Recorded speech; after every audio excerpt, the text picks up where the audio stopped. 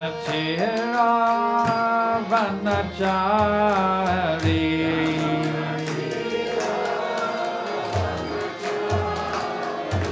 Jaya Radha Madhava Kunja Vihari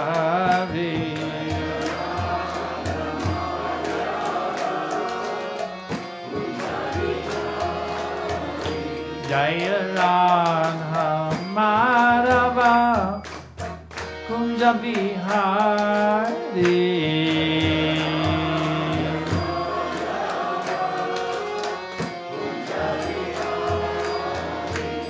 Hare Krishna Hare Krishna Krishna Krishna Hare Hare Hare Rama Hare Rama Rama Rama Hare Hare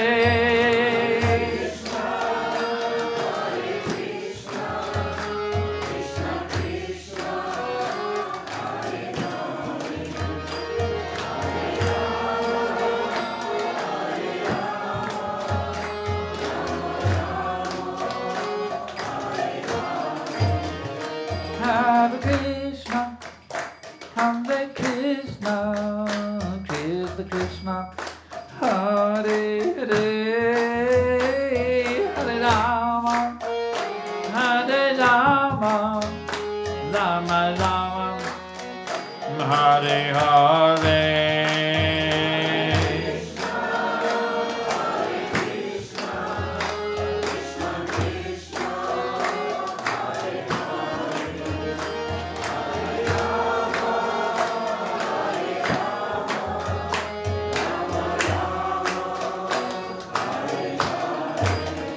Hare Krishna, Hare Krishna, Krishna Krishna, Hare Hare, Hare Rama, Hare Rama, Rama Rama, Hare Hare.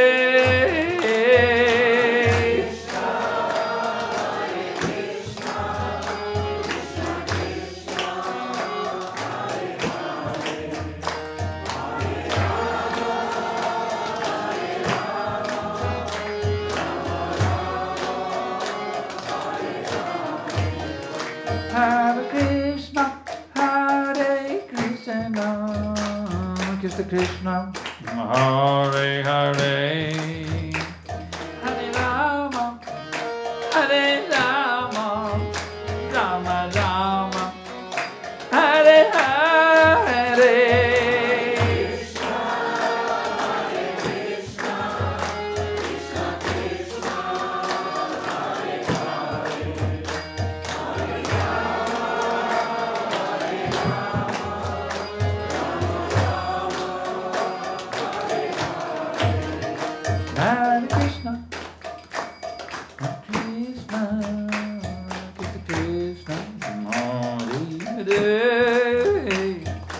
Rama, Hare Rama, Rama Rama, Hare Hare.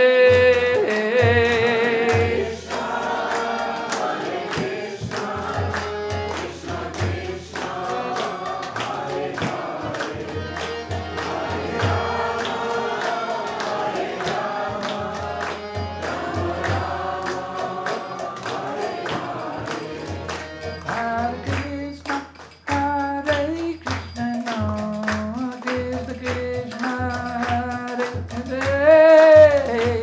Hare Rama, Hare Rama, Rama Rama, Hare Hare.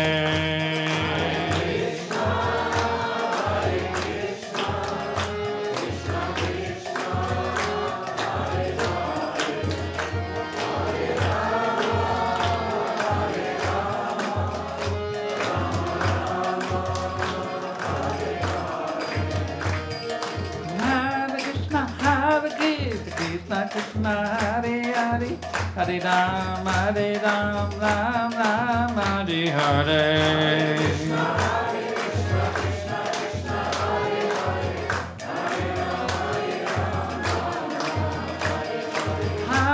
Krishna, Hare Krishna, Krishna Krishna, Hare Hare, Hare Ram, Ram Ram, Hare Hare.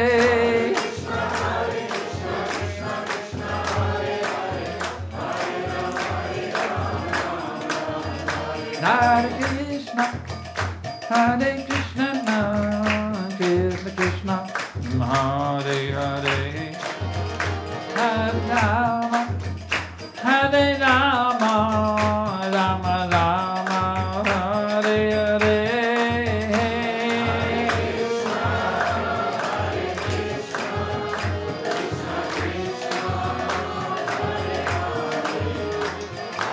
Rama, Hare Rama, Rama Rama, Hare Hare.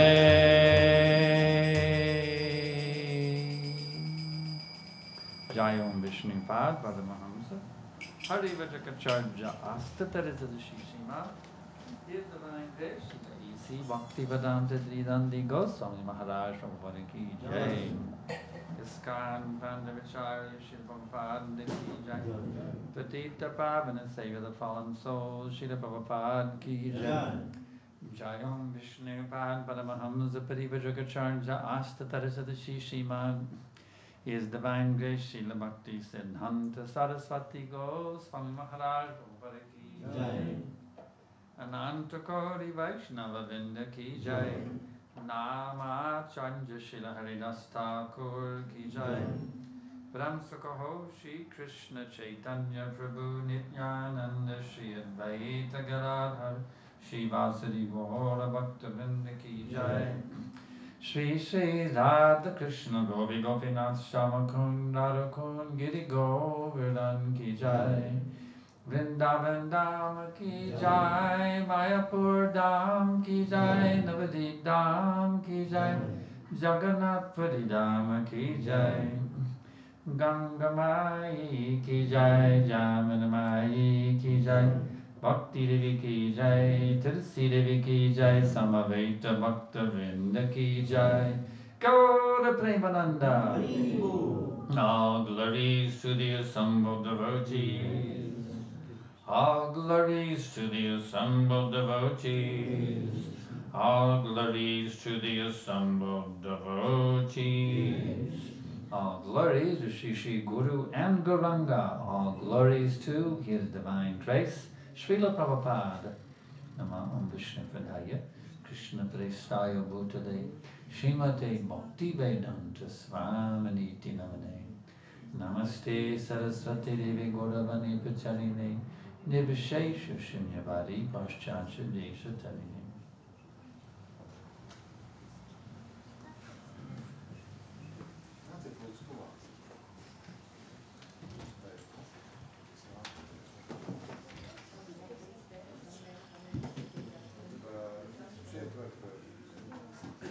I have some more, yeah.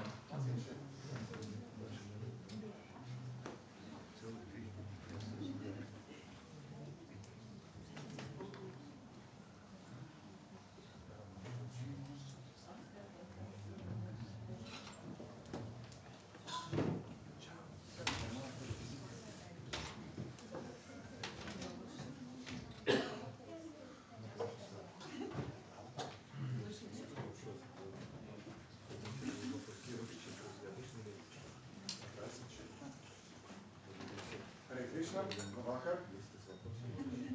Tuvojas noslēgumam mūsu viesu un žēlastības Sankarshan Das Jai Maharaja un Māteģa Višnuprītējas vizīte šeit Latvijā.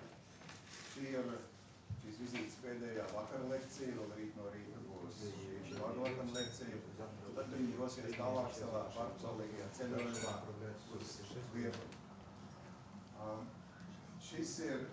Šis vakars ir tāds īpašs vakars visā vizītes laikā, jo šovakar būs jautājumu un atbilžu vakars.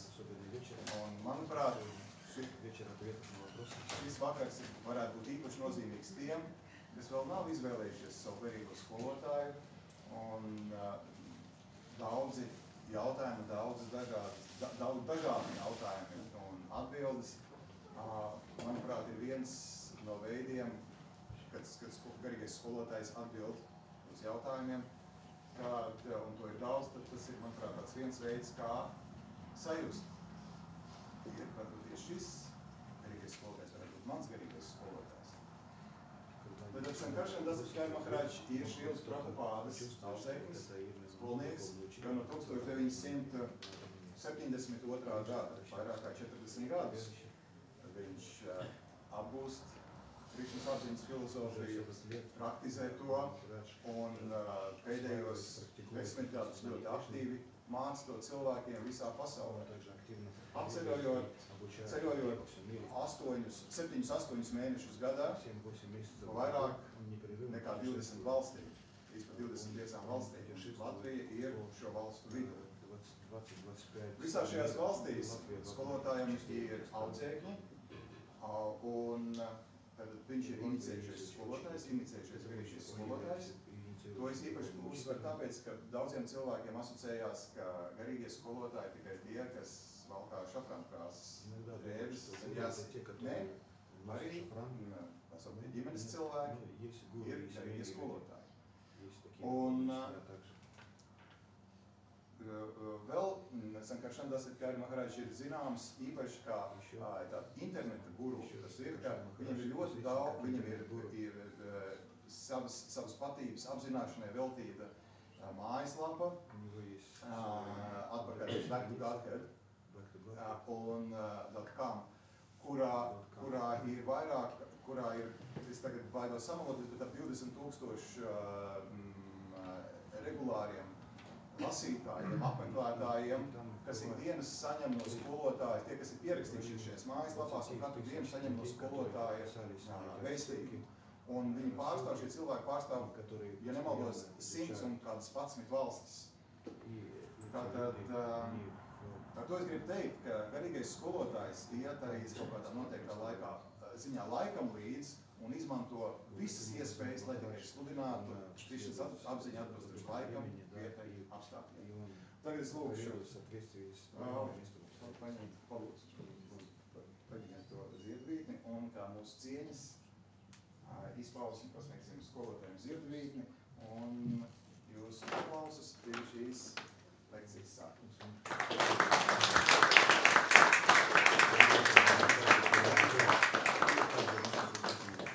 Thank you very much. Paldies. So, this is the grand finale of our liberating teachings of Srila Prabhupada lecture series. Un tad šis ir gala noslēgums mūsu lekciju sērijai par Šrīlas Prabhupādas atbrīvības sniedzošo mācību. Tonight we don't have really a lecture, it's a question and answer session. Šovakar patiesībā mums nav tāda īsta tā kā lekcija, tas ir jautājumu un atbilžu vakars. So now's your chance. Un tagad tā ir jūsu iespēja. Some of you had questions this morning that we didn't get to, so you can ask those questions. Any other questions about Krishna consciousness? Gan tie jautājumi, kas šorīt palika neatbildēti rīta lekcijā, gan arī citi jautājumi, kas attiecās uz Krišnas apziņu, tiek gaidīti. For coming to a better understanding of the liberating teachings of Srila Prabhupada and how to apply them. Un tie jautājumi, kas saistās ar Šrīlas Prabhupādas atbrīvības sniedzošo mācību un to, kā šo mācību pielietot dzīvē. So does anyone have any questions?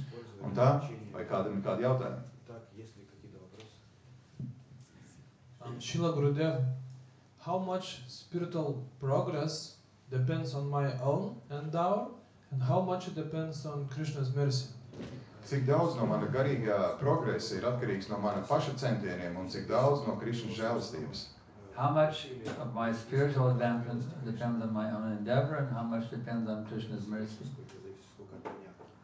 So, what endeavor can you even do on your own? Tātad, vai ir kāda centiena, ko jūs varat izdarīt pats? Krishna states in the Bhagavad Gita, I am the ability in man. Krišna saka Bhagavad Gītā, es esmu spēja cilvēkā. So even the endeavors you make, it's only by Krishna's mercy you can make any endeavor. Jebkuri centieni, ko jūs veicat, jūs tos veicat pateicoties Krišnas žēlastībai. But at the same time, Krishna very clearly states, Ye yatamam prapadyante tam sataiva bhajamyaham. Inasmuch as they surrender to me before them accordingly. Bet tajā pašā laikā Krišna ļoti skaidri pasaka, tieši proporcionāli tam, kā cilvēks uztic sevi man, es viņu atalgoju. So that surrender is up to you. Un šī sevis uzticēšana ir atkarīga no jums. It's not, well, when Krishna wants me to, Krishna makes me surrender, then I will do it. No, surrender is involuntary. Nav tā, ka Krišna piespiež mani sevi uzticēt viņam. Nē, sevis uzticēšana ir brīvprātīga. So it's not that Krishna, by Krishna's mercy, you surrender. It's your own desire to get the mercy. Nav tā, ka pateicoties Krišnas žēlastībai, jūs sevi uzticat Krišnam. That I don't really do the surrendering, Krishna does it for me. It's not like that. Tas nav tā, ka Krišna manā vietā uztic mani viņam. Nē, jūs ļoti vēlaties. You're the one that has to surrender.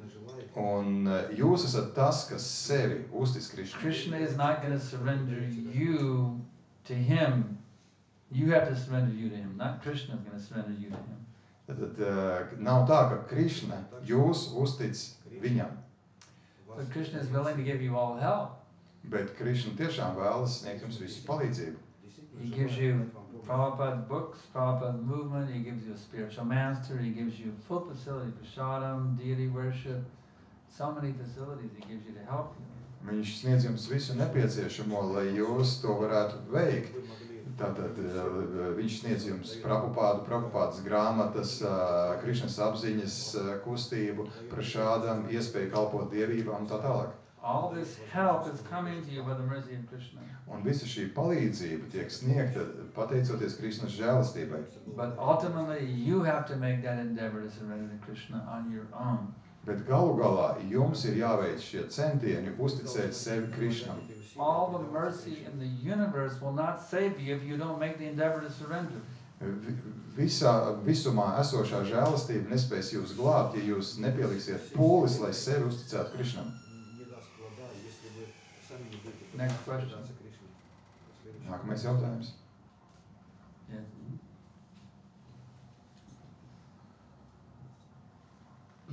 Rīt lekcijā bija teikts, ka materiāla enerģija arī ir Krišna. Vai viņu arī jāmīl? Ja viņu jāmīl, tad kā viņu jāmīl? In the morning class, it was said that material energy also is Krishna. Should we love this material energy, and if we should, how? Should we love material energy because it's Krishna?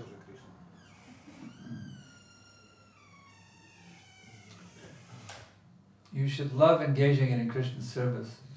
Jums tā ir jāmīl, iesaistot tā kalpošanā Krišnam. If you try to love it separately from Krishna, you're a thief. Ja jūs cenšaties to mīlēt, atšķirti no Krišnas, tad jūs esat zaglis. It's like this microphone, this material energy. Kā piemēram šis mikrofons ir materiāla enerģija. If I use it in Krishna's service, that's very nice. Ja es to izmantoju kalpošanā Krišnam, tas ir ļoti jauki. I love this microphone. Patiesībā es mīlu šo mikrofonu. But I'm not using it for any material purpose. Bet es to neizmantoju nekādiem materiāliem mērķiem. So if you use it in Krishna's service, then you can love using the whole world. You can love it you love using it for Krishna. Ja jūs jau ko materiālu izmantojat kalpošanā, tad jūs varat mīlēt visu šo pasauli kalpošanā Krišnam. Just like the Sankirtan devotee, he can collect so much money by selling, but he's very happy to collect a lot of money. Kā Sankirtan bhaktas, viņi ir ļoti priecīgi vākt, iegūt naudu. He doesn't mind collecting a lot of money. He loves collecting a lot of money for Krishna. Viņiem nav nekas iebilstams, ja viņiem ir iespēja nopelnīt vai savākt daudz naudas Krišnam. So the Mayavadi, he must hate this material energy. Mayavadi, tie ienīst šo materiālo enerģiju. That's how he detaches himself from it. Un tādā veidā viņi cenšas atsaistīties no tās. But after some time of hating it, he will go off and try to enjoy it again. Bhoga tyag. Bet pēc kāda laika atkal noraidot, viņi atgriežas un cenšas to baudīt. Our position as Vaishnavas is steady. Un tātad Majavādi iet šurpu turpu, bet Vaišnava pozīcija ir stabila.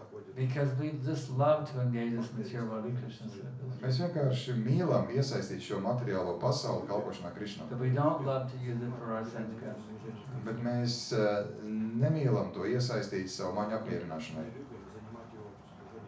Next question. Nākamais jautājums. Yes. Hare Krishna Maharaj. Jautājums ir, Džakais Madejs izdarīja visu, lai, kā saka, nesaņemt Krišņa žēlastību. Bet kungs Čaitaņam tomēr Nityananda deva iespēju. Tad jautājums ir, vai tomēr viņa kāds piepūlis neizdarīja, lai pie Krišņas nokļūtu, bet viņa vēl saņem žēlastību. The question is regarding the endeavor we should make.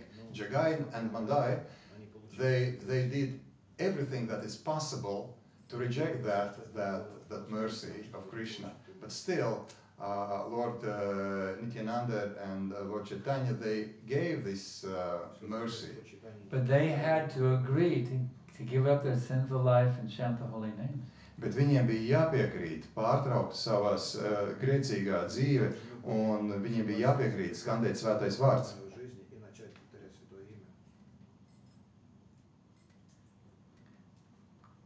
Krishna didn't do their chanting for them. They did it from their own desire.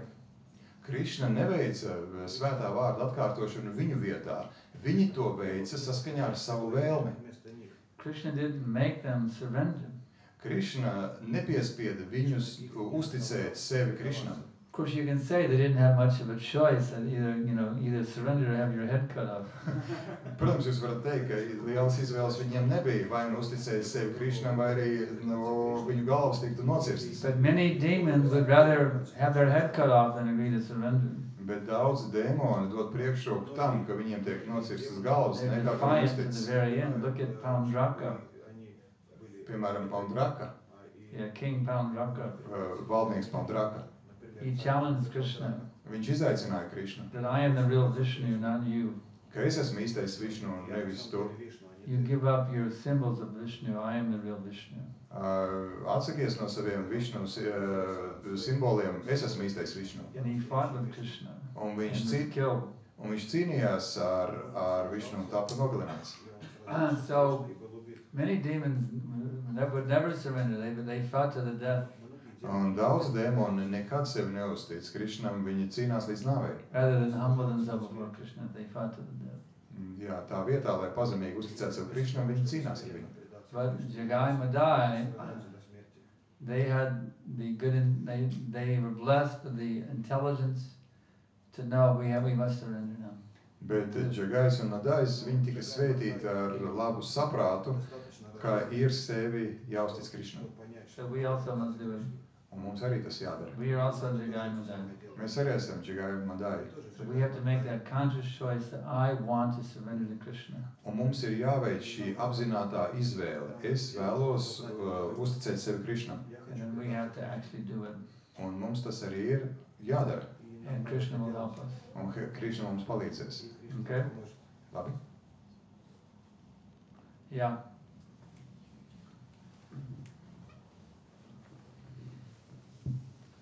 Было сказано, что единственная ягья, которая действует в этом веке, это Санкиртана ягья. А как тогда с другими ягьями, которые проводятся, скажем, виваха ягья, когда во время инициации ягья происходит огненная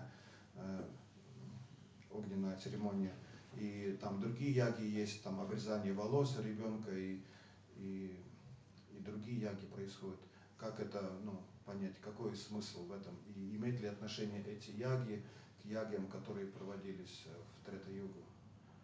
Tad ir teikts, ka šajā laikmetā vienīgā jagija, kurai ir jēga, ir Sankirtana jagija. Ja? Un tad kā tad saprast cita veida jagijas, kuras kaut vai mēs piedzīvojam, piemēram, jagija iniciācijas laikā, un vēl citas jagijas, vai kāda tām ir nozīme, vai tām ir kāds sakars ar tām jagijām, kas notika Treta-jūgas laikā. Ja? This morning was mentioned that the only yagya that has any potence is Sankirtan Yagya in this age of Kali. But how about these yagyas? For instance, yagya, which is performed when one gets initiation, and other yagyas, are they? Prabhupada did have us do the yagya for initiations and for weddings. That yagya was done under Prabhupada's instructions. Divas jagijas tiek veiktas saskaņā ar Prabhupādas norādījumiem. Tas ir iniciācijas laikā un laulību jagija. But the real potency of those yagyas is the chanting of the holy names. Bet tas spēks šīm jagijām ir tikai tad, ja cilvēks atkārto svēto vārdu. Those yagyas conclude with Sankirtan yagya. Un conclude means in this case. At the end of the initiation ceremony and the wedding ceremony, both, we have a kirtan around the yagya. Un šīs jagijas beidzas ar svētā vārdu atkārtošanu. Abas šīs jagijas. So the Sankirtan yagyas were the actual potency. Jā, un Sankirtan jagijai ir tas īstais spēks. And we know that Prabhupada has a perfect vision, so we know that the yagya, doing a fire yagya for initiations and weddings is within the scope of the Sankirtan movement. Un mēs zinām, ka Prabhupādam bija pilnīgs redzējums, un tāpēc šīs te divas jagijas ietilpst tās minētās, kas ir iniciācijas un laulības ceremonijas jagija, tās ietilpst tajā Sankirtana kustības jagijā kā tādā. But we never received any instructions, to my knowledge, of doing yagyas for other things. Bet, cik es zinu, tad mēs neesam saņēmuši nekādus norādījumus veikt jau kādas citas jagijas. Besides the Sankirtan yagya. Izņemot šo te Sankirtana. Not to my knowledge. I ever saw Prabhupada say, well, when you get a new car, you should do a yagya. I never heard anything like that. Piemēram, nopērts mašīnu, tad jāveic jagija. Es nekad neesmu dzirdējis, ka Prabhupāds būtu teicis kā norādījumu. Sankirtan yagya is the one yagya which is prescribed for this. Sankirtan yagija ir tā viena yagija, kas ir paredzēta šim laikmetam. That just like, it's good for everything. It's like you get a new house, you can move, you have a big kirtan program, you purify the house by the kirtan. That's the purification. Un tā der jebkurai dzīves situācijai. Piemēram, jūs pārceļaties uz jaunu māju, tad sarīkojiet lielu kirtanu. Not necessary to do other yagyas. Un nav nepieciešams veikt citas jagijas. Sankirtan yagya is sufficient. Ar Sankirtan jagiju pietiek. Any other questions? Vēl jautājumi? Yeah. Ko būtu labāk veikt? Kirtan iekštelpās vai harinām ārā? What is better, kirtan inside or harinama outside?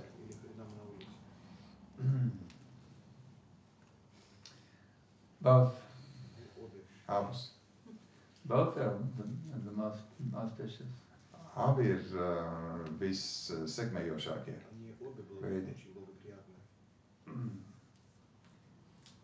Prabhupada did both. Prabhupada veica abas. Prabhupada led kirtan in the temple.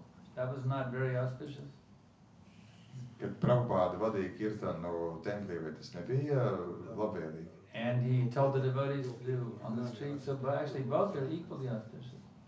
Un tāpat arī viņš teica, lai bhaktas to dara uz ielām, tad abas ir labvēlīgas. But going out on the street, that's more merciful. Bet iet ārā uz ielas, tur ir lielāks tas žēlsirdības Because in the aspekts. temple it's very easy, everything reinforces it. In the street it's more of an austerity.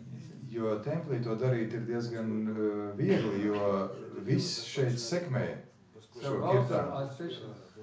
Bet uz ielas ir tas diezgan But to asketiski. go out on the street that's an act of mercy. Bet iet uz ielas, tā ir aktīva žēlsirdība. And that brings very special blessings from Lord Chaitanya. Those who go in Harinam on the street, they get very special blessings from the Lord. Tie, kas dodas Harinamā uz ielām, tie saņem īpašu kunga Chaitaņas svētību. But it's not they should come back and say, well, you're come back to devotees doing kirtan in the temple. Your kirtan is not as auspicious as our kirtan. Ha ha ha ha ha. Bet nevajadzētu tā, atgriežoties no Harināmas teikt, nu, jūs tie, kas te kirtanu veicat templī, tas nav tik labvēlīgs, kā tas, ko mēs nu pat Not true. veicām. Just like they had a kirtan mela in Thailand, wasn't auspicious in the temple room to have a kirtan. Tāpat kā, piemēram, Tallinā bija kirtanu mēlā, un vai tā nebija labvēlīga? They have these big kirtan melas and big hall, and so many devotees do a kirtan. It's not very auspicious. It's equally auspicious. Tas ir vienlīdz labvēlīgs tādas kirtanu mēlas lielās But there telpās. is special mercy for those who go out and chant on the streets. Bet tie, kas iet un skandē uz ielas, tie saņem īpašu žēlastību. Because there's so many people give you dirty looks. They stare at you. What is this weird person? You know, on the street it's more austere, but it's more mercy also. Tāpēc, ka tik daudz cilvēku skatās un brīnās, kas tie tādi par dīvainiem tipiem šeit ir, un tā ir lielāka askeze, bet tā ir lielāka žēlsirdība. When I joined the movement, Prabhupada said, go every day on Harinam Sankirtan. That was his order. Go every day on Harinam Sankirtan. Kad es pievienojos kustībai, Prabhupada teica, katru dienu ir jādodās Harinam Sankirtanā.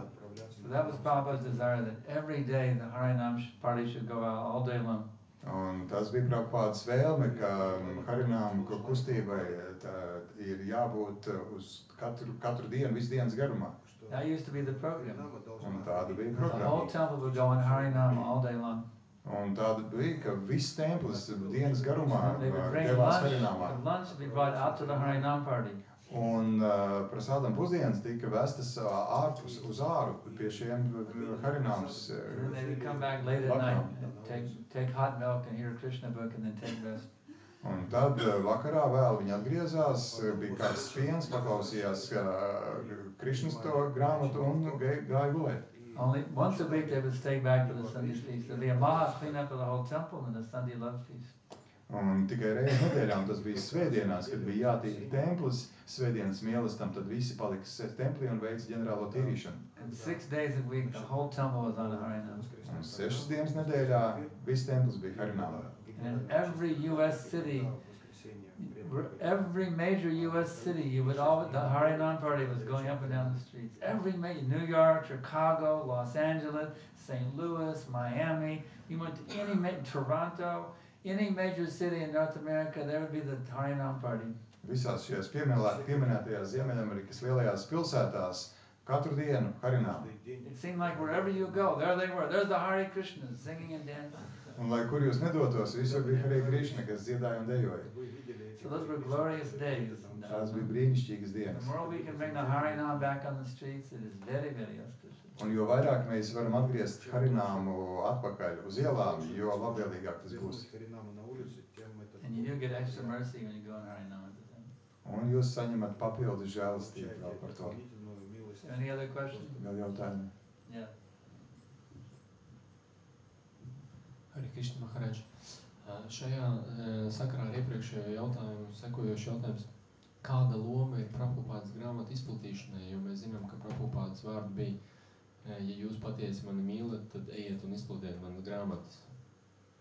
Bija vai ir tagad tā grāmatu izplatīšanai? Jautājums par grāmatu izplatīšanu tagad vai pagātnē? Nē, tagad. We know the words of Srila Prabhupada, if you truly love me, then go and distribute my books. And I would like to know more about the role of book distribution today. Yeah, we are meant now to completely flood this planet with an ocean of Prabhupada books. Yeah. Jā, tas ir mūsu pienākums. Mēs esam tāpēc, lai pilnībā ar Prabhupādas grāmatām pārklātu visu planētu, kā ar okeānu. In the beginning, we didn't know how to sell Prabhupada books. Sākotnēji mēs nezinājām, kā pārdot Prabhupādas grāmatas. Well, Harinam, we would sell Back to Godhead magazine for 25 cents. Un Harināmas laikā mēs pārdevām Back to Godhead šo žurnālu par 25 centiem. And we had no idea how to distribute books to the public. Absolutely no idea. Un mums vispār nebija priekšstats, kā varētu grāmatas cilvēkiem izplatīt. In fact, at one time I was known as the book distributor for our temple because I would put the books on consignments in bookstores, on consignment in bookstores. Un savā templī es biju pazīstams kā grāmatu izplatītājs, tāpēc, ka es grāmatinīcām piegādāju uz realizāciju Prabhupādas grāmatas. I was called the temple book distributor. Mani sauc par templi grāmatu izplatītāju. But then one day the devotees were out on Harinam in San Francisco. Bet tad kādu dienu Bhaktas bija izgājuši Harinamā, San Francisco. George Harrison had donated $17,000 to print the Krishna books. Un George Harrisons ziedoja $17,000, lai nodrukātu Krišnas grāmatu. And they were beautiful. Un tās grāmatas bija brīnišķīgas. They were mystical. Tās bija mistiskas. They were full of most beautiful stories and color plays, but nobody knew how to sell them. Tās bija ļoti skaistas grāmatas ar ļoti daudzām krāsainām ilustrācijām, bet neviens nezināja, kā lai tās pārdod. So devotees were coming back from Harinam. Un Bhaktas nāca atpakaļ no See, in the Harināmas. beginning we didn't call it Harinam. It was called Sankirtan. Un sākotnēji mēs nesaucām to par Harināmu, Going mēs on saucām, Sankirtan meant going on Harinam. Harinam was the name we gave it later on. mēs to saucām par Sankirtanu, un neviens to nesauc par Harināmu. So they were coming back from the original type of Sankirtan, which is Harinam Sankirtan, and they needed to get some gasoline to put in the temple van.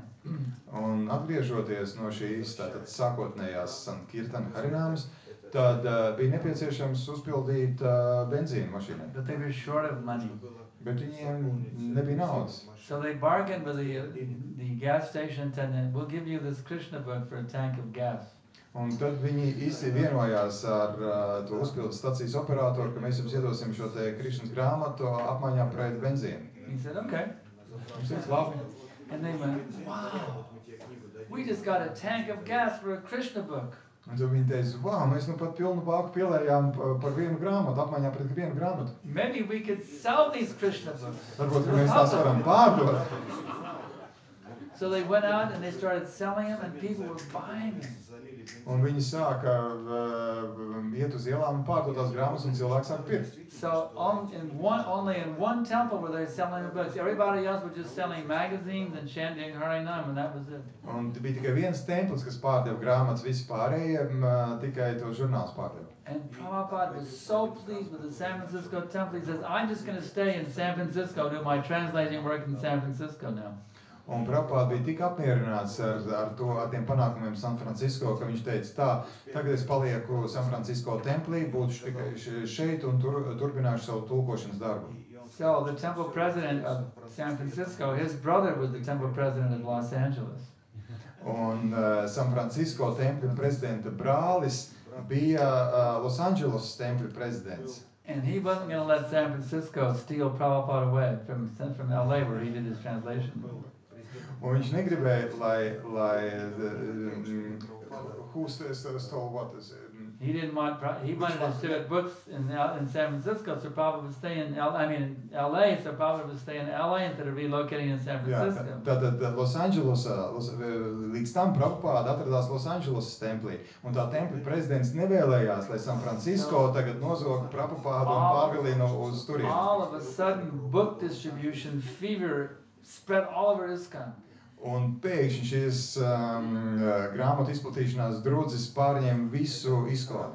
Everybody was thinking, how can we distribute these books? Go door to door, go to the stoplights, go on the street, do whatever you can. Get out there and distribute books. Everybody was going crazy how to distribute the books. Un visi sāk domāt, kā gan izplatīt grāmatas. Viņi gāja no dzīvokļa tur uz dzīvokļu, viņi pie luksaforiem mēģināja tās izplatīt un tā tālāk. Visi bija iesaistīti tajā, kā to izdarīt labāk.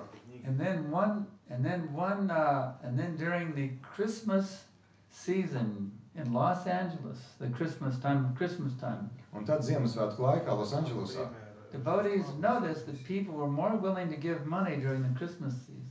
Tad viņi ievēroja, ka Ziemassvētku laikā cilvēkiem ir lielāka tendence dot naudu. So the one devotee who was in charge of the Rameshwara Prabhu, he was temple president or he was some kirtan leader, I forget his position, but he was going, wow, this is amazing. He called the temple, please send more books out. Un Rameshwar Prabhu, yeah, The books were going like crazy. He called the temple, send more books, send more books. kurš bija atbildīgs, es neatceros vairs īsti, viņš bija tempļa prezidents vai par Sarkirtaru, viņš bija atbildīgs, bet viņš to pamanīja un tad paprasīja sūtiet vairāk grāmatas. He was getting intoxicated like anything, just doing book after book after book, getting just this divine intoxication. Un viņš bija pilnīgi tā kā, apreibis ar to visu, viņš tā vēlējās, tā grāmatu izplatīšana viņu apreibinājis. It was like 10 o'clock, 10:30, 11 o'clock at night, and he was still distributing books. Un 11. vakarā viņš joprojām izplatīja grāmatas. And then he was thinking, well, I guess I better go back to the temple. The devotees will worry about me where I am, you know. Un tad viņš domāja, nē, tā laiks ir atgriezties uz templi, jo citi bakti uztraucas, kur es esmu pazudis.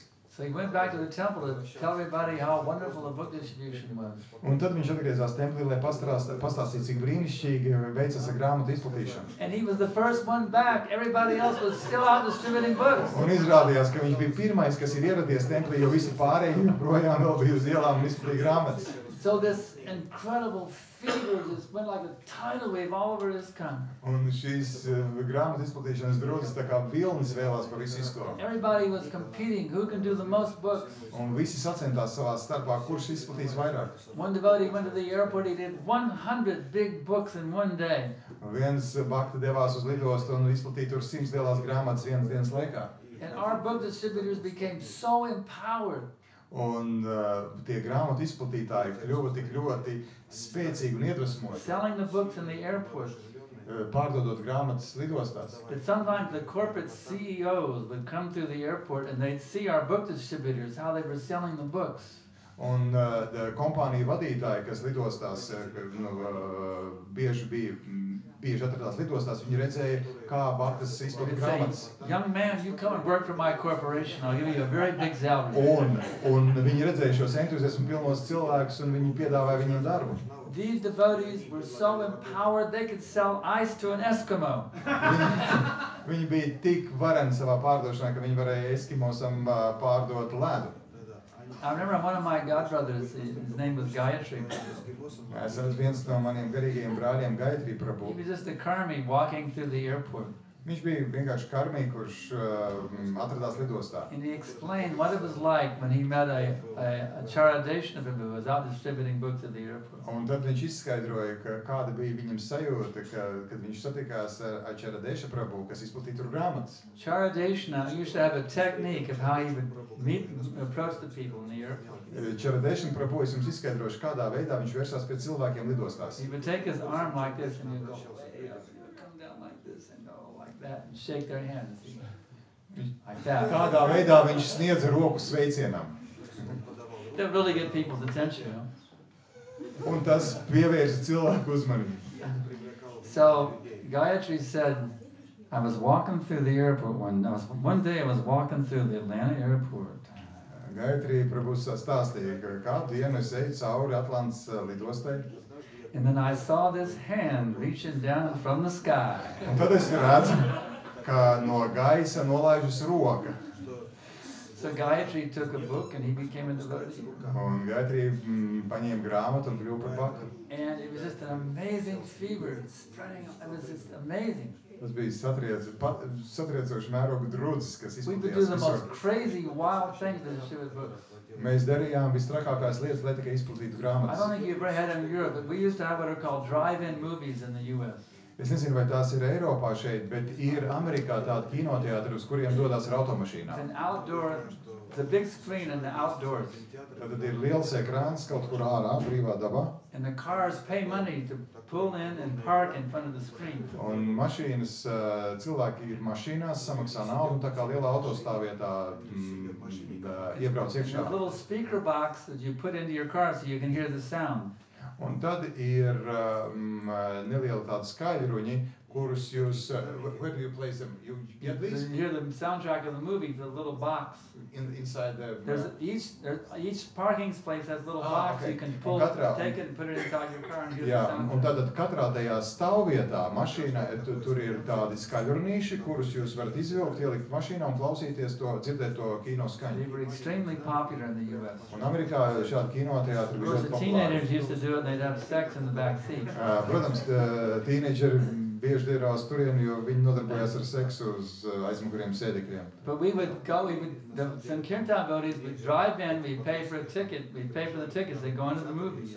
Pēc tam Kirtana Bhaktas viņi samaksāja par, it kā viņi devās it kā skatīties, samaksāja When par we get out of our rīnas car, we'd go car to car to car while they're watching the movies.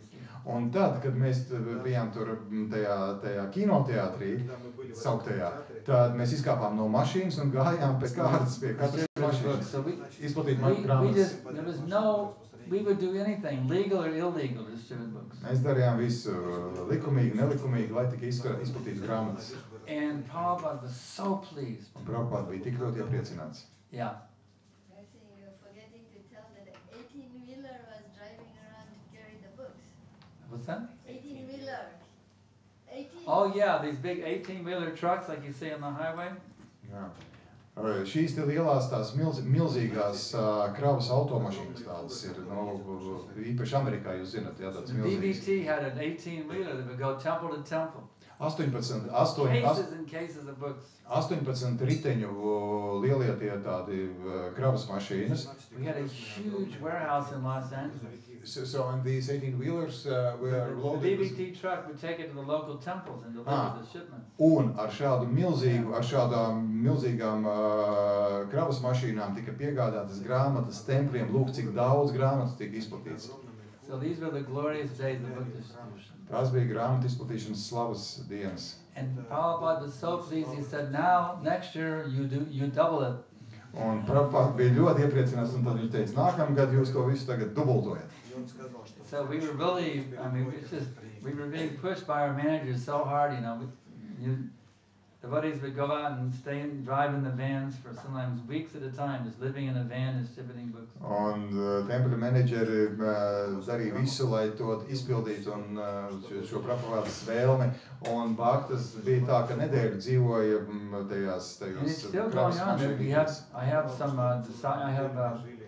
There's still devotees doing that, living as brahmacharis. All they do is distribute books. They just distribute books. They get up, they have a little morning program in their van. They go out all day and sell books, and they come back, have a little prasadam, and go to sleep in the van. And the next day you get out and do the books again. Jā, un ir Bhaktas, kas tā dzīvo nepārtraukti. Viņiem ir savs busiņš, viņi atnāk uz rīta programmu, tad dodās izplatīt grāmatas, naktī izguļ busiņā, atkal rīta programmu un tā tālāk. One devotee named Rai Nitai Prabhu. That's all he does is distribute books. Un viens Bhakta ir, kas neko citu nedara, kā tikai izplata grāmatas. He ran out of books, so he came to our temple to buy. We sold him a case. They gave him a case of books because he had totally run out of books. He came to our temple. We gave him a case of books. We sold him a case of books. Yeah. Un viņam bija beigušās grāmatas, un viņš mūsu templī atnāca, un mēs viņam pārdevām kasti ar grāmatām. And he said that you know, when I'm out distributing books, when it gets toward the end of the day and it's time to take rest, he says I feel really guilty. Un jūs zināt, ir tāda man sajūta, ka tad pienāk laiks, kad man ir jāiet gulēt, un es nevaru vairs izplatīt grāmatas, tad es jūtos ļoti, man pārņem skaudību. Because I see so many people. Vainas sajūta, jā. Because how can I go back and take prasadam and take rest when there's so many people that don't have books yet? Jo, un tad es domāju, kā gan es varu tagad doties atpakaļ, baudīt par šādam un iet gulēt, ja tik daudziem cilvēkiem vēl nav grāmatas. His life is simply to go out and distribute books all day long. That's all he wants to do for his whole life. Tā ir viņa dzīve, vienīgais, ko viņš vēlas darīt dzīvē, nepārtraukt izplatīt grāmatas. He said he wants to take birth after birth until everyone has Prabhupada's book. Un viņš teica, ka viņš ir vēlas atkal piedzimtu nepārtraukti tik ilgi, kamēr ikvienam ir Prabhupādas grāmata. So book distribution fever is still alive. Un grāmatu izplatīšanas drudzis ir joprojām dzīvs. In fact, It's interesting, there's one, in this connection, there's a Hollywood actor, in Hollywood, in US, one Hollywood actor, he got on my e-course. Un šajā sakarā ir interesanti pieminēt, ir viens Holivudas aktieris, kurš pievienojās manam e-kursam. And he was so impressed with the philosophy of Krishna consciousness. Un viņa tā iespaidoja Krišnas apziņas filozofiju. He decided to give up his career as a Hollywood actor. Un viņš nolēma pārtraukt savu Holivudas aktieru karjeru. He became a brahmachari in the Los Angeles temple. Un viņš kļuva par brahmachari Los Angelesas templī. And he goes out on book distribution every day. Un viņš devās izplatīt grāmatas katru dienu. And one day he was on the street distributing books. Un kādu dienu viņš izplatīja grāmatas. And there was one gentleman named Bill Clinton. Un tāds džentlmenis vārdā Bills Clintons, who used to be the president of the United States. kurš kādreiz bija Amerikas Savienoto Valstu prezidents. And he saw this brahmachari out there with his shaved head and the saffron robes. Un viņš pamanīja šo te brahmachari ar skūto galvu un šafrānu drēbēs. So Bill Clinton walked over and hugged him. Un Bills Clintons piegāja viņam klāt un apskauja viņu. And he took a Bhagavad Gita. Un paņēma Bhagavad Gītu. So he went from a Hollywood actor to being a book distributor.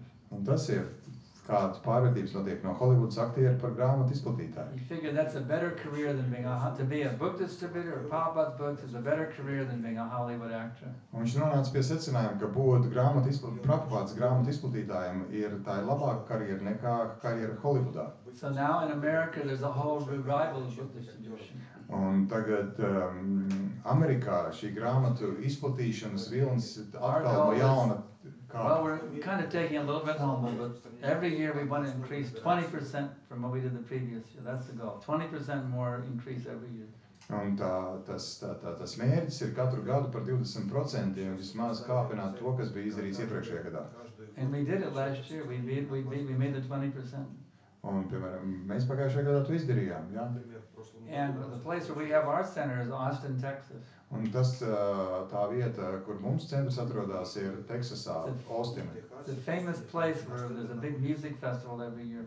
Un tā ir ļoti slavena vieta, jo tajā katru gadu notiek mūzikas If you want festivāls. to distribute books in North America, come on over.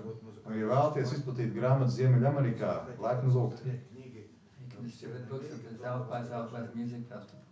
Tad Many devotees come and do it. It's a big, huge music festival. tas ir milzīgs mūzikas festivāls, un tā laikā daudz baktas ierodas, lai izplatītu grāmatas. So, any other questions? Vēl jautājumi? Krišna Maharaj, kas pēc jūsu domām būtu jādara, lai tāds pats drunas būtu Eiropā? What should be done, in your opinion, to catch the same fever here in Europe? Go out to the books. Iet ārā ar grāmatām. Take a book and walk out and walk up to someone on the street and say, this knowledge is the king of education. Paņemiet grāmatu, dodieties uz ielas, ejiet klāt cilvēkam un dodiet grāmatu, sakiet, šīs zināšanas ir zināšanu valdnieks. It's the most secret of all secrets. Tas ir visu zināšanu tas ir vislielākais noslēpums. This is the purest knowledge. Tās ir vistīrākās zināšanas. Because it gives direct perception of the self by realization. Tāpēc, ka tās dod tieši izpratni par sevi, Everlasting. un tās ir mūžīgas, And it's joyfully performed. un tām var sekot ar Take this prieku. book in your hands, sir. Paņemiet savās rokās, Just by kungs. touching it, you will feel the mystical presence.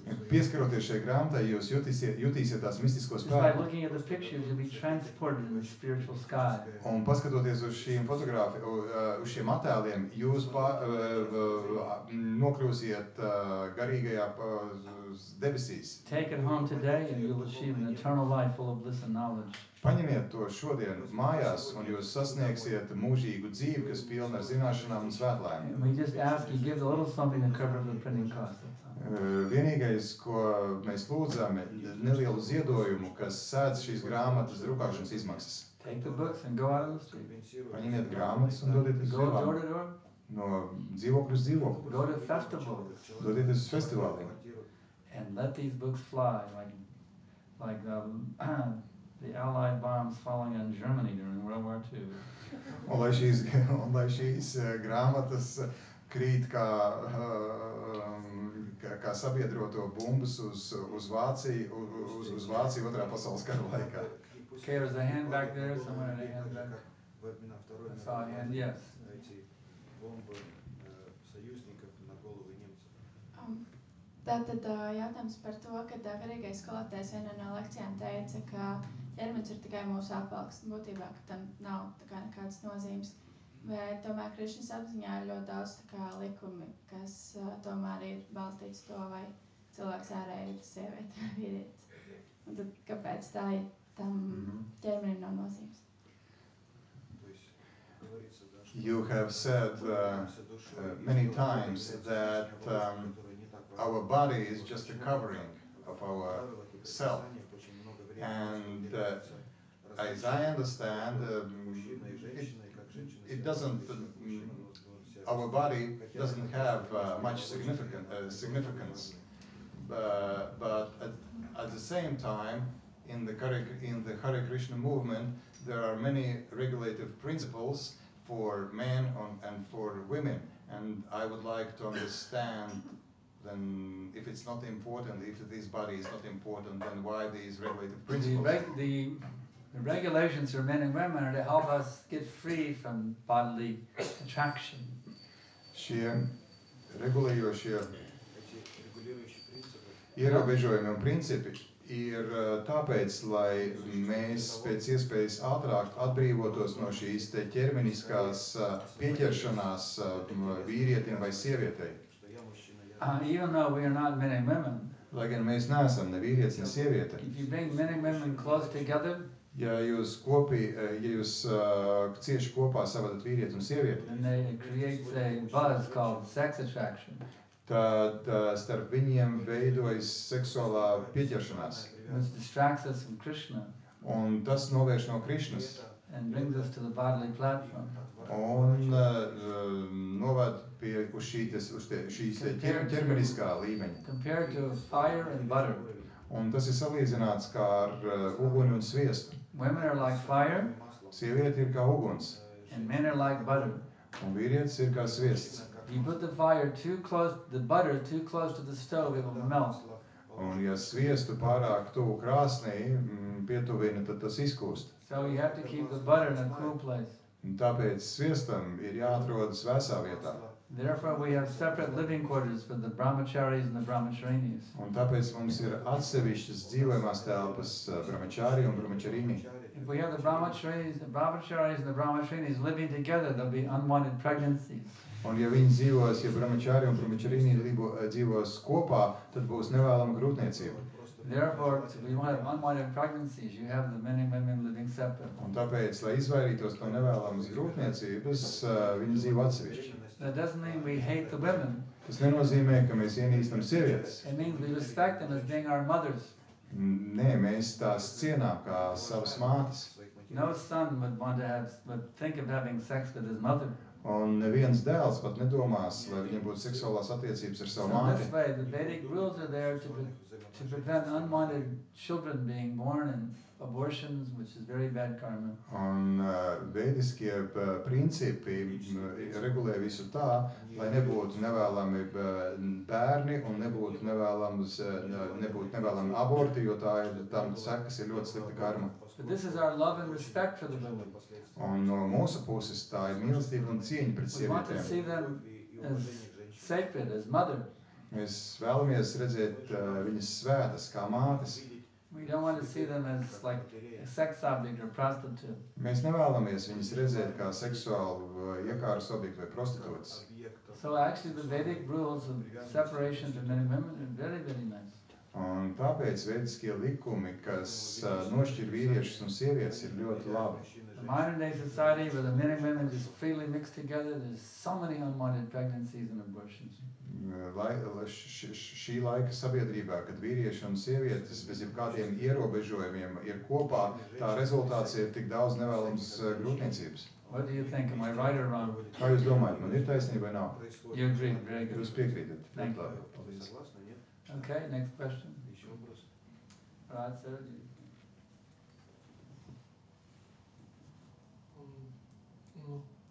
Es domāju par to pašu no sieviešu vīriešu attiecības, jā, teiksim tādi principi ir, tad sanāk, vīrieši un sievietes sāk baidīties viens no otra. neveidojas tādas attiecības, un tad pēc tam nevar izveidot arī ģimenes. Tie ir principi. In my opinion, because of these principles, I feel that they become afraid each of other, men and women, and then they can't make good families. Really? Nē, es nepareiz pārtulkoju. Kā jūs sakat, ja viņi, tad viņi Viņi baidās vispār. No kā baidās? Attiecībā. Then they are afraid they are afraid of relationships. Really? Because of these regulations. Anybody experience that? Tiešām, vai kādam ir pieredze Anybody have a tāda? similar experience as what he said? Vai kādam ir līdzīga pieredze šajā sakarā? You'd be afraid to have a relationship. Ka jums ir bail veidot attiecības. You're scared because your brahmachari training. Of course, in one sense, for a brahmachari to be scared of a relationship is very good. No vienas puses, brahmachari, kurš baidās no attiecībām, tas ir ļoti labi. You think, well, it's called a healthy fear of Maya. Un tas ir tāds veselīgs bailes no mājas.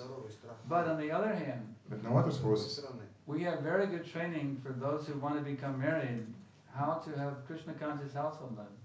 Mums ir ļoti laba apmācība tiem, kas vēlas ģimenes dzīvi, Krišnas apziņā. In fact, even our acharyas were in favor of it.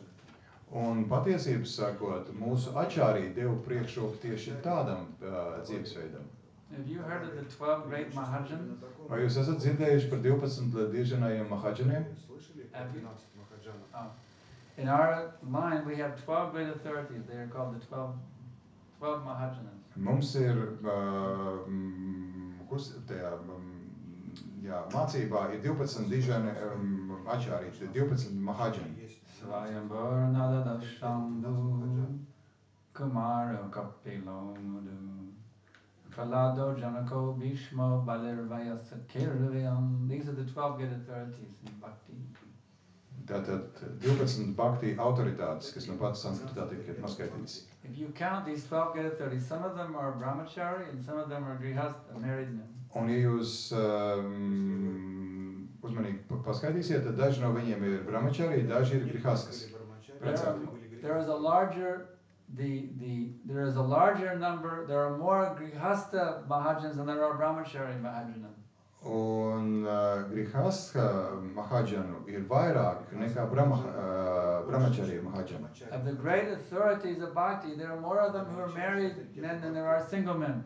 Tātad bhakti autoritāšu vidū, dižano 12 autoritāšu vidū, vairāk ir precēto ģimenes cilvēku. Therefore, our culture actually favors married men. Nekā brahmachari, un tāpēc mūsu kultūra ir labvēlīga precētiem cilvēkiem. So I don't think there's any problem people are being too scared to get married because we are great authorities. More of them are married than they are single. Un tāpēc es nedomāju, ka cilvēkiem būtu problēmas bailes no attiecībām, jo mūsu autoritāšu vidū vairāk ir precēto nekā vienatnē dzīvojoši. If what you were saying was true, then all of the Mahajans would be brahmacharis. Ja tas, ko jūs sakāt, būtu patiesības, tad visi Mahajani būtu brahmachari. But more of them are married than there are brahmachari. Therefore, your theory is not correct. Bet vairums ir precēti nekā brahmachari, tāpēc jūsu teorija nav pareiza. We have very happy married devotees. They're not as afraid of their wives. Mums ir ļoti daudz laimīgu precētu bhaktu, kas nebaidās no savām sievām. They're not afraid they have children. Viņi nebaidās no tā, ka viņiem būs bērni. We have many very happy. Our movement is mostly grihastha. Un mūsu kustībā vairums ir grihastas. If what you're saying is true, then nobody would ever get married. They'll all be brahmacharis and brahmacharinis. Ja tas, ko jūs sakāt, būtu taisnība, tad neviens neprecētos, būtu tikai brahmachari un brahmacharini. If you look at the ISKCON statistics, mostly they are married people in our movement.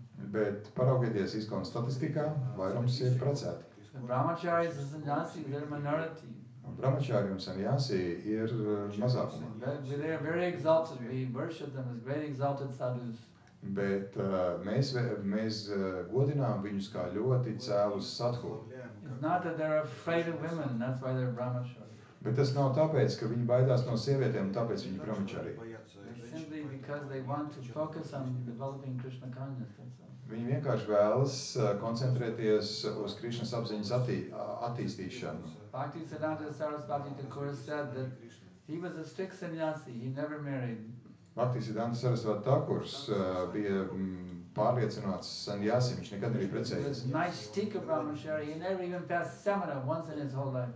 Viņš bija Naishtika brahmachari, kas nozīmē, ka viņa sēkla nekad netika izšķiesta pat vienreiz dzīvē. He Bet said, viņš, if I could have Krishna conscious children, I am prepared to have sex 100 times.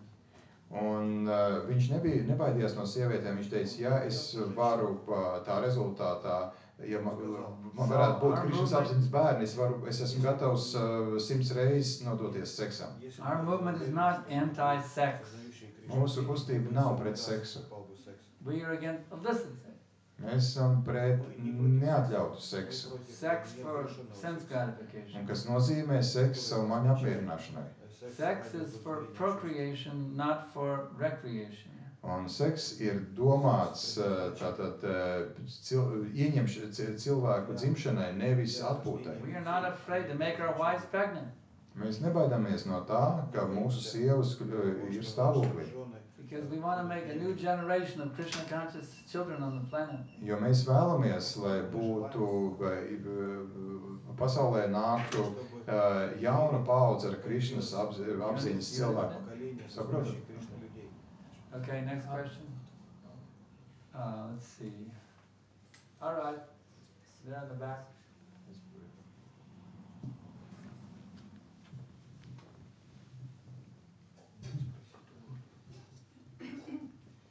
Харе Кришна, я хочу знать, что женщина имеет огромное преимущество в сознании Кришны, потому что душа по природе своей женская, правильно ли я понимаю? И ей служить мужчине гораздо проще и покориться ему, во-первых, во-вторых, его уважать как авторитет. Просто вот, например, я ушла от мужа по такой причине, что я просто влюбилась в Кришну. Я изменила вектор своей любви. Вот и все, и он меня понял.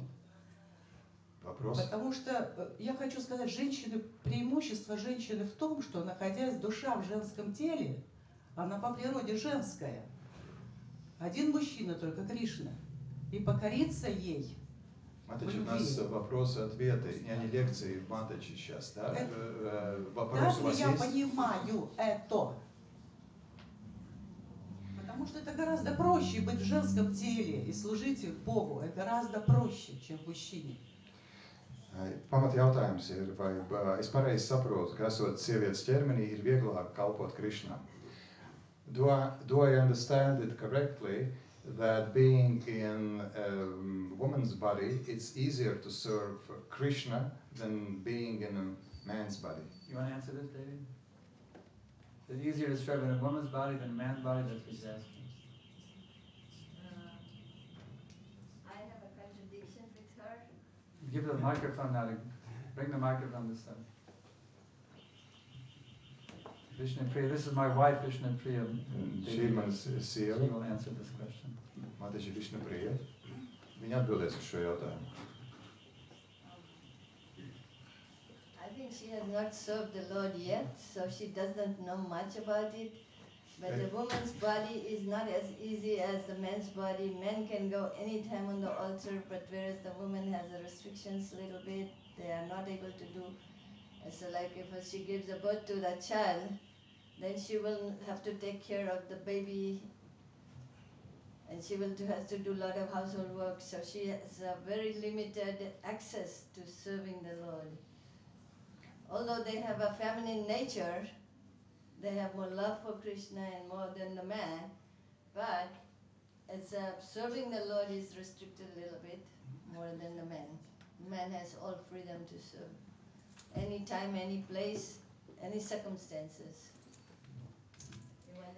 Ja, Es domāju, ka Mātaģi nav vēl pietiekoši kalpojis Krišnam, un viņai nav taisnība šajā viņas viedoklī. The men have certain advantages and disadvantages. The women have certain advantages and disadvantages. Jo, ja mēs runājam par tieši kalpošanu Krišnam, tad ir virkne ierobežojumi, kas attiecās uz sievietēm. The women have a psychological advantage over the men. I'm not translating Mātaģis words, so yeah, sorry, yeah. I just jā, tad ir, un piemēram, ja sievietei piedzimst bērns, tad ir viņai jārūpējās par šo bērnu, un viņa savās iespējās kalpot Krišnam ir daudz ierobežotāka nekā vīrietis. Un, piemēram, ja mēs runājam par vīrietiem un sievietēm uz altāra, tad mēs pārsvarā redzam, ka tur ir vīrieši. Un tāpēc, ja mēs runājam par šo kalpošanas aspektu, tad ir virkne ierobežojumi. Ja mēs runājam savukārt par to mīlestības... Mātaģi, could you kindly repeat that another aspect, that aspect of loving, when you said that women are... Yes, they have psychological, like Rudy was explaining, that women have more psychologically, like feminine nature, so they have more love for Krishna. Jā, tātad tā kā sievietes pēc dabas ir vairāk ģimeniski orientētas, tad viņas var vairāk izpaust šo, te viņām ir vairāk šī mīlestība, kas vērsta uz Krishnu. So, men physically have an advantage and women psychologically. Vīrietiem fiziski ir priekšrocības, bet sievietei psiholoģiski ir priekšrocības. But from a higher perspective, whatever body you have now is the best facility for you to become Krishna conscious. Bet no augstākas perspektīvas skatoties, jebkurš ķermenis, lai kāds arī ķermenis jums šobrīd nebūtu, tas ir tas labākais ķermenis, kurā jums kalpot Krishnā. According to your karma and your past activities, Krishna has given you just that suitable body in that suitable country, in that suitable economic bracket for you to become Krishna conscious in this lifetime. Saskaņā ar jūsu darbībām pagātnē, saskaņā ar jūsu karmu, Krišna jums ir nodrošinājis tādu ķermeni, tādu vietu, kurā jūs dzīvojat, tādus ekonomiskos apstākļus, kas vislabāk ir der tam, lai jūs varētu kalpot Krišnu. Your economic bracket, your gender, your nation, every aspect of your physical situation is best suited by the arrangement of Krishna for your spiritual advancement. Tātad jebkurš fiziskais aspekts, jūsu dzimums, jūsu tautība, jūsu ekonomiskā labklājība viss ir organizēts tādā veidā, ka tieši tā kombinācija ir vislabākā jūsu garīgai attīstībai. Next question. Nākamais jautājums. Я хотел спросить, когда заканчивается уровень благости и начинается трансцендентный уровень, в чем отличие? Es gribu saprast, kad beidzās skaidrības līmenis un sākās pārpasaulīgais līmenis un kur ir starpība. I would like to know when the level of sattva ends and transcendental level starts. Where is the difference? Yes, the question is, when do you go from sattva, the mode of goodness, to shuddha sattva, the mode of pure goodness? Jautājums, kad notiek pārēja no sattvas uz šuddha sattvu, tīru skaidrību? It's a gradual process. Tas ir pakāpenisks process. Shuddha sattva begins as soon as you start chanting Hare Krishna. Šuddha sattva sākas tajā mirklī, kad jūs sākat atkārtot Hare Krishna. And the more you chant, the more you develop pure goodness. Un jo vairāk jūs skandējat, jo vairāk jūs attīstat sevī tīru skaidrību. The taste for bhakti is pure shuddha sattva. Un bhakti garša tā ir tīras šuddha sattva. So by following the four regulative principles, no illicit sex, no meat eating, no intoxication, no gambling, then that brings you to the mode of goodness. Un sekojot visam šim procesam, 4 regulējušiem principiem, ne gaļas ēšanai, ne apreibinošām vielām, ne azartspēlēm un ne neatļautām seksuālām attiecībām, tas jūs virza uz šuddha sattvu. And then by committing to chanting 16 rounds of Japamala every day, then that will put you on the fast track to achieve pure goodness. Un tad, ja jūs vēl pie tam klāt pieliekat 16 apņēmību, katru dienu atkārtot 16 plus Hare Krishna mantras, tad tas jūs noliek uz tā ātrā ceļa, pa kuru ejot sasniegt Šuddha sattvu. So the real dividing line is when you take a spiritual master. That's when you're really entering into pure goodness. Un tā robežlīnija ir tas brīdis, kad jūs pieņemat garīgo skolotāju. You can cultivate piety, but when you actually take shelter of a bona fide spiritual master, that's when you cultivate pure goodness. Līdz tam, līdz šim momentam jūs kultivējat sevi tādu dievbijību, tādu satvisku, jā, tīrību, bet tikai tālāk, tad pieņemot garīgo skolotāju, jūs esat nostājoties uz tā ceļa, pa kur ejot, jūs sasniedzat tīru satvu. This is why Rupa Goswami says, Adao Garashvayam. The first step in the path of pure bhakti is to take shelter of a spiritual master. Un tāpēc Rupa Goswami saka, ka ceļā uz tīru bhakti pirmais solis ir pieņemt garīgo skolotāju. The exact word Adi is given which in the beginning. Adi. Adao Garashvayam. In the beginning, take shelter of a bona fide master. Tad precīzais tulkojums ir sākumā, pašā sākumā pieņem patvērumu pie garīgo skolotāju. Just saying that pure goodness isn't the beginning of no karma, jnana and yoga. Yes. Pure goodness means no jnana, no yoga, no karma. Tīra skaidrība nozīmē, ka tur nav nekāda karma, jnana vai yoga. Prabhupada wrote me a letter like that. Un Prabhupada uzrakstīja man vēstuli. He said, no karma, no jnana, no yoga, all this material desires, zero. Nekādu karmu, nekādu jnanu, nekādu jogu, visas materiālās vēlmes, nulle. That was a wonderful instruction Prabhupada gave me. All material desires, zero. Brīnišķīgs norādījums, ko Prabhupada deva. Visas materiālās vēlmes, nulle. That's pure goodness. Un tā ir tīra All material skaidrība. desires, kick them out. Un visas materiālās vēlmes From now on, izsperiet ārā. only pure bhakti. Tā, sākot no šī brīža tikai tīrs bhakti. Yes.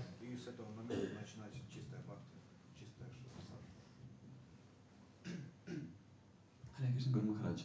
Jautājums saistībā ar šopriekšā jautājumu. Tad Šuddha sattva sākās tajā brīdī, kad pieņem garīgo skolotāju. Mēs sauc par Bhajana Kriya. Tad jautājums ir, šī garīgā skolotāja pieņemšana sākās, tagad es savā sirdī nolēmu sev uzticēt, vai kad es savā sirdī nolēmu sev uzticēt, par to dar zinām garīgiem skolotājiem, un viņš piekrīt, vai tas notiek iniciācijas brīdī. Kad sākās šī Šuddha sattva? I would like to know exactly at which moment Shuddha Sattva starts. In my opinion, there are three moments regarding accepting the spiritual master. First is when I in my heart accept the spiritual master. Another moment is when I inform him about that. And third one is initiation. Yes, actually it begins as soon as you come in contact with this Krishna consciousness process. That when first time you get a book, first time you get prasadam, that's when it begins, and the seed is actually planted. Tā sēkliņa tiek iestādīta tajā brīdī, kad jūs pirmo reizi nonākat saskarē ar Krišnas apziņas kustību, ka jūs saņemat grāmatu, jūs sākat lasīt, kad jūs, It's like when you were a 10-year-old boy, your aunt brought you here to the temple. That's when the seed of pure bhakti was planted in your heart. Kad, piemēram, jūs stāstījāt, ka tad, kad jums bija 10 gadi, tad kas jūs atved uz templi? Krustmāte atved jūs uz templi, un tajā brīdī tā sēkliņa tika iestādīta. So your teenage years, the seed sat there and didn't go anywhere. It just kind of sat there waiting for the time when it would really germinate. Un tā sēkliņa nekur nepazuda. Viņa vienkārši tikai gaidīja to mirkli, kad viņa varēs sākt attīstīties. So there are different stages. Just consider the example given by in that shloka, Brahmanda Brahmite Konna Bhagyavan Guru Krishna Prasade by Bhaktirata Bij. By the combined mercy of Guru and Krishna, one receives the seed of bhakti within his heart. Šī te šloka, kas saka, ka ar Guru un Krishna Krišnas apvienoto žēlsirdību, bhakti sēkliņi tiek iesēti sirdī. That's when it really starts, when you get that seed, pure bhakti in your heart. Un tad arī tas sākās, tad, kad jūs saņemat šo te tīra bhakti sēkliņu sirdī. Now, for different people get that in different ways. Somebody got a book, somebody, got some prashadam, someone, their friend brought them to the temple. There's so many different ways that can happen. Un ir dažādi veidi, kā cilvēki to saņem. Viens caur grāmatu, cits caur prashādam, citu draugs atved uz templi. So how does, then there's various things that happen in the course of that. Un šajā There's procesā different stages. The first stage is called sadhu sangha, shraddha or faith, then sadhu sangha, then bhajana kriya. There's many stages when that seedling gradually transforms into a full-blown creeper and it penetrates the coverings of the material world and takes shelter of the lotus feet of Radha and Krishna. Un ir vairāki etapi, kā šī te mazā sēkliņa sāk pamazām dīgt un izaug līdz milzīgam augam, tādai liānai, kas izlaužās cauri materiālās pasaules pārklājām un iesniedzās garīgajā valstībā. The actual beginning is when that seed enters into your heart. Bet pats sākums ir tad, kad šī sēkliņa nokļūst jūsu sirdī. When that seed though sprouts, it actually gets germinated and sprouts, that's another step.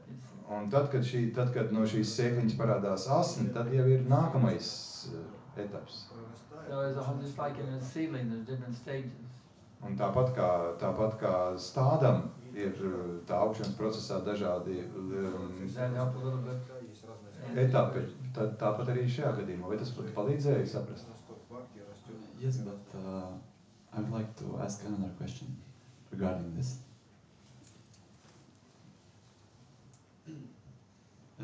Teiks, ka šis garīgās skolē pieņemšanas posms, no pirmajiem posmiem, viņš ir tāds kā lūzuma posms, pagrieziena posms.